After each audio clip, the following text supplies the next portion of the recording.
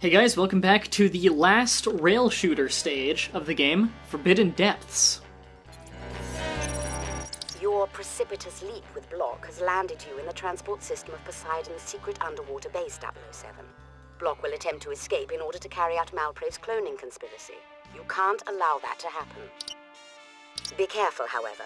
Intelligence indicates that this transport system is protected by computer-controlled gun turrets and Block's heavily armed forces. The tunnel structure is too deep and the walls are too thick for our radio signals to penetrate them, so you'll be out of contact with us for this one, 007. Good luck. Good, less people to step on my lines. Now, I'm not going to have a ton of advice for this stage as it's a pretty simple one. However, I'll show you what I can.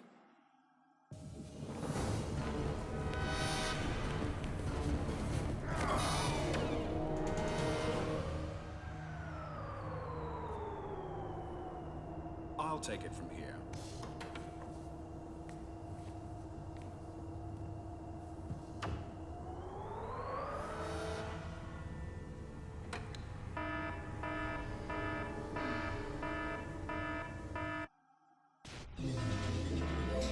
Oh my god, I kind of love how goofy this stage is. It's like chasing a guy on a subway station, or a subway train. You can't, because you can't get it to go faster or slower. But whatever. Okay, so you'll see these red blinking lights. These are machine gun turrets. That's how you spot them. They're the most damaging thing that can happen to you. They're your highest priority to kill.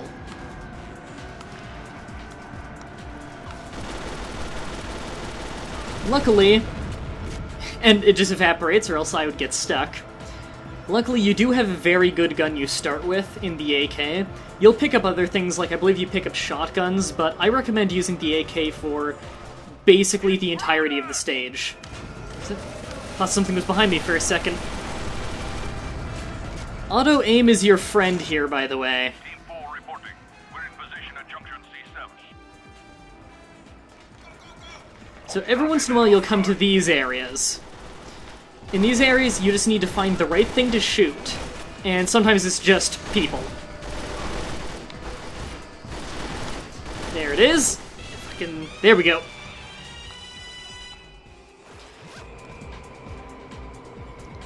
So usually it's some kind of hidden computer, and that'll bring you to the next area. I do recommend you autocorrect your aim a lot with R3, as often the enemy will be directly in front of you on the track. So, less messing around with the controls to get it to work. Just you and me. How did he get behind me? Or is that just a random?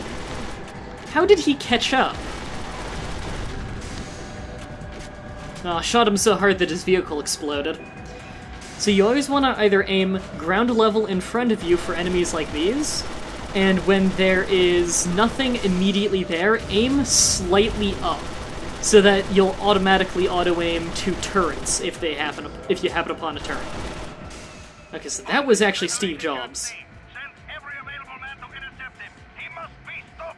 I was just shooting him in the chest. How did he send that message out to everyone? Oh, see, that's one of the few times you can't just aim at the ceiling, because the game kind of auto-corrects you to it.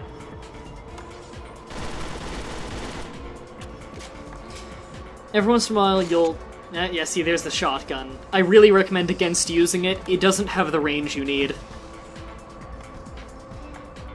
In fact, even in most instances where a shotgun would be nice, I would rather use this gun. It's just a very good gun.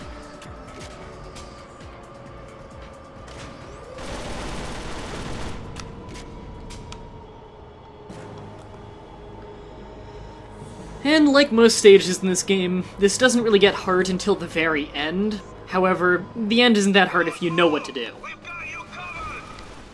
Oh right, I gotta... Trying to remember the controls here for the fine aim. It's terrible.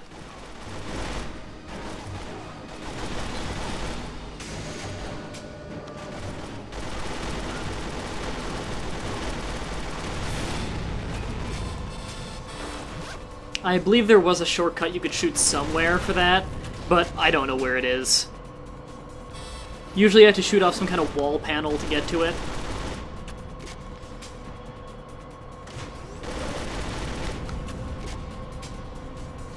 Now, luckily, the rocket launcher guys that you run into every once in a while during these tracks are not as dangerous as you might think, mostly because their accuracy is so terrible. I don't think I've ever seen one hit me. But I'd imagine they would do the most damage.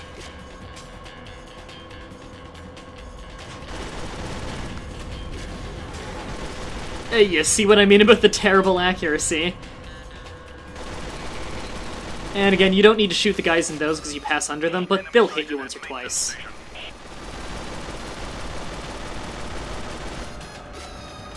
I don't believe you actually have to shoot this guy here to win. He says, as he's ragdolling. Oh, right.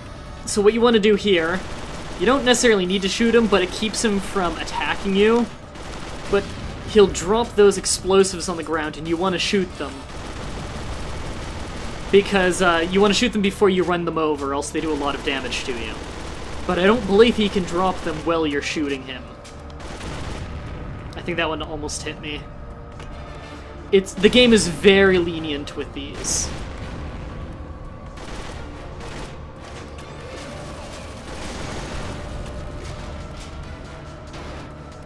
And I think we're right near the end now. Gotta shoot the fan turbines, I believe that's an instant kill.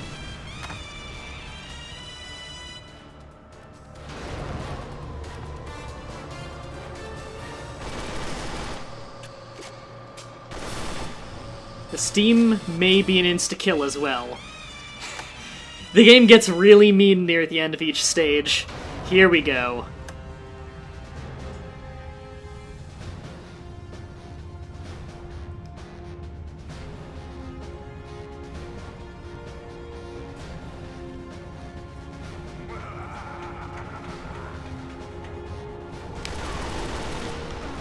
Okay, first thing you need to do, kill all the people on the ground floor here. We're just going in a loop. And we do have a health pickup we get right there. I believe we might get more of them too. Okay. So now all we had to do is do enough damage to this guy to get to the next phase of the fight. Luckily, you do get a little break here, as he can't always reach you.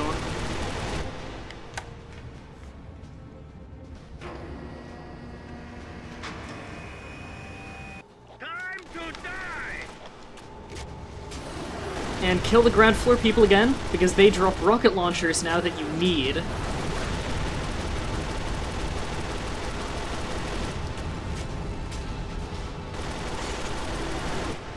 This is where we say goodbye, Mr. Bond.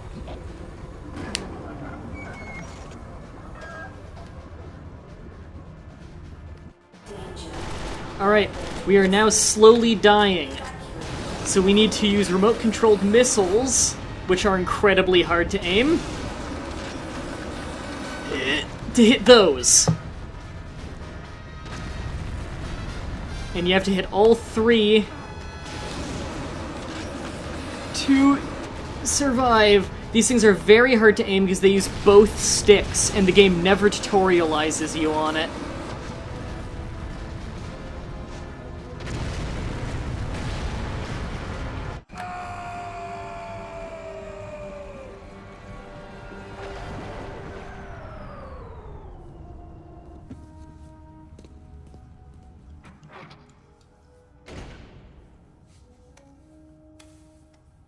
We're good. Just gonna slowly, casually crawl out of the boiling room.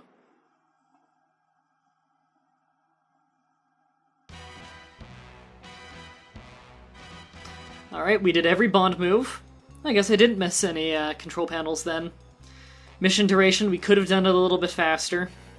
Basically just beating the ending faster, although I think I did a pretty good job. And that's it for this episode. The last 3 episodes are all going to be on-foot missions. Each one's about 10-15 minutes in length. So hope you guys enjoyed, and until next time, have a nice day.